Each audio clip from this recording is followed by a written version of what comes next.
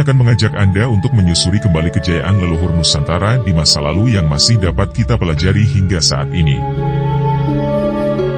Dari berbagai catatan yang ada tentang keberadaan Istana Majapahit, terdapat salah satu catatan yang dianggap paling menarik dari semua catatan yang pernah ditulis. Catatan itu adalah catatan yang ditulis seorang petualang dari Eropa bernama Odorico da Pordenone. Catatan perjalanannya dicetak dalam sebuah buku yang berjudul I Viaggi di Fred Odorico. Buku ini ditulis kembali oleh James Dras dan diberi judul A Java Travelers. Antologi catatan ini dianggap sebagai sebuah catatan penting yang mengungkap tentang kondisi Istana Majapahit pada masa lalu. Kunjungan Odorico ke Majapahit dilakukan antara tahun 1321 sampai tahun 1322 Masehi. Diperkirakan perjalanan ke Tanah Jawa itu berlangsung pada masa pemerintahan Prabu Srijaya Negara. Odorico da Pordenone, yang juga dikenal dengan nama Odorico Matiusi, adalah seorang biarawan yang berasal dari Italia di abad pertengahan. Sebagai biarawan, Odorico da Pordenone mempunyai tugas menyebarkan agama ke wilayah Asia pada tahun 1318. Odorico da Pordenone mengunjungi berbagai wilayah seperti Persia, Turki, India, hingga akhirnya sampai ke Nusantara, yakni di Pulau Sumatera.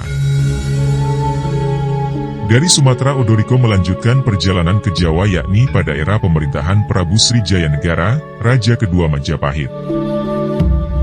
Yang menarik dari catatan Odorico da Pordenone adalah terdapat sebuah ulasan tentang Istana Majapahit dari sisi struktur dan bahan yang digunakan serta dilapisi emas. Pada saat di Jawa, Odorico menulis sebuah catatan tentang Majapahit. Inilah isi dari catatan Odorico tentang kondisi Majapahit. Saya pergi ke sebuah pulau bernama Jawa yang memiliki garis keliling pantai sepanjang 3.000 mil. Raja Jawa memiliki 7 raja lain di bawah kekuasaan utamanya. Pulau ini dianggap sebagai salah satu pulau terbesar di dunia dan seluruhnya berpenghuni. Hasil buminya berlimpah, ada cengkeh, buah pala, kemukus, serta segala macam rempah lainnya. Juga terdapat jenis makanan lain dalam jumlah besar kecuali anggur. Raja Jawa memiliki sebuah istana besar mewah dan paling menakjubkan dari yang pernah saya lihat. Istana Raja dilengkapi dengan tangga lebar dan megah ke arah ruangan di bagian atas. Seluruh dinding bagian dalam dilapisi oleh lapisan emas yang ditempa dan juga lapisan perak. Di mana-mana ada gambar kesatria diukir pada lapisan emas. Setiap kesatria dihiasi dengan sebuah mahkota emas kecil yang bertatakan beragam batu mulia. Atap istananya terbuat dari emas murni dan seluruh ruangan bawah dilapisi oleh lempeng-lempeng kotak yang terbuat dari emas dan perak. Han Yang Agung atau Kaisar Cina sering memerangi Raja Jawa, akan tetapi serangannya selalu digagalkan oleh pasukan Raja Jawa. Catatan Odorico ini adalah sebuah kesaksian sejarah pada masa lalu. Informasi tersebut juga pernah ditulis oleh Empu Prapanca dalam kitab Negara Kertagama. Negara Kertagama adalah sebuah kitab kuno yang ditulis oleh Empu Prapanca pada tahun 1365 Masehi.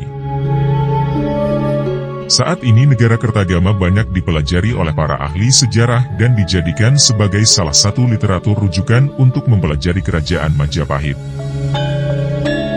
Empu Prapanca dalam Negara Kertagama mencatat ada sebuah bangunan yang berstruktur besar seperti kesaksian Odorico. Bangunan itu juga digambarkan tinggi dan tidak dapat dibandingkan dalam hal kemewahannya. Empu Prapanca dalam pupuh ke-9 kitab Negara Kertagama juga mencatat secara khusus tentang bangunan istana yang ciri-cirinya hampir sama dengan yang dicatat oleh Odorico. Di sebelah timur ada rumah tinggi menjulang, berhias lambang kerajaan. Itulah balai tempat menerima tamu Srinata Wilwatita. Semua pembesar daerah yang berhati tetap dan teguh. Jika datang, mereka berkumpul di kepatihan tamu negara. Itulah balai Witana, tempat tahta yang berhias serba indah. Keindahan istana yang ada di dalamnya bagai di atas kahyangan. Semua rumah bertiang kuat berukir indah dibuat berwarna-warni. Temboknya terbuat dari bata merah pating berunjul, bergambar aneka lukisan. Genting dan atapnya semarak serba indah dipandang mata, dan menarik perhatian. Bunga Tanjung Kesara Cempaka dan lain-lainnya terpancar indah di halamannya. Para pemerhati sejarah berpendapat bahwa catatan Odoriko Dapur Denon hampir sama dengan informasi Empu Prapanca, meskipun keduanya menjelaskan dengan detail yang berbeda. Odoriko Dapur Deno mencatat Istana Majapahit sangat indah megah berlapis emas dan perak.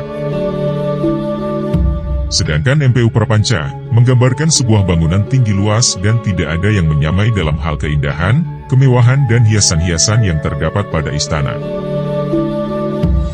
Demikianlah perjalanan kita menyusuri kejayaan leluhur Nusantara kali ini. Jangan lupa subscribe, like, komen dan share.